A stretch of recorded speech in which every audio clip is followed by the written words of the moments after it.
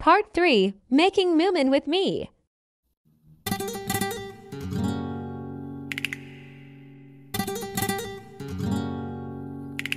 मैले चाहिँ सबै मुमिनहरू बनाएर सकाएँ।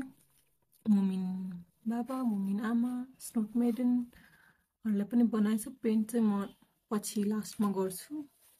Look at the mess I made. अब सबै आँखाहरू लगाउने।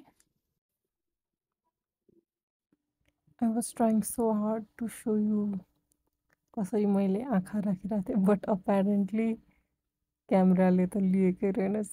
Oh no.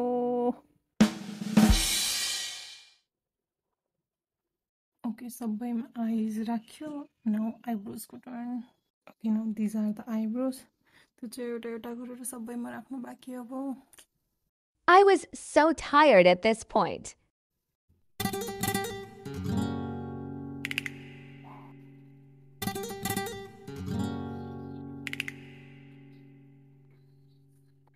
Finally done with the eyebrows. अब blush लगाउने पालो.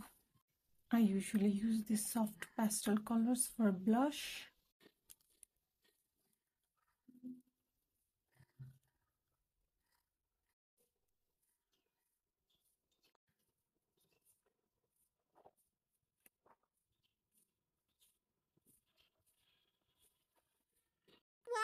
Finally done with the blushes. बिहान सायद कति बजे स्टार्ट गरेको थिएँ मैले 11:30 मा स्टार्ट गरेको थिएँ।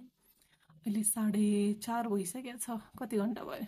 टोटल 5 घण्टा लाग्यो यति बनाउनलाई। I'm gonna let it dry for at least 10 days किनभने अहिले विन्टर सिजन छ अनि मैले क्ले पनि अलि धेरै युज गरेको छु। सो ड्राई हुन चाहिँ टाइम लाग्छ। I've made sure सबैको वेट चाहिँ सेम होस्। मैले वेइङ मसिन युज गरेछु। Please ignore the mess. धेरै मेस भइसक्यो अहिलेसम्म। एन्ड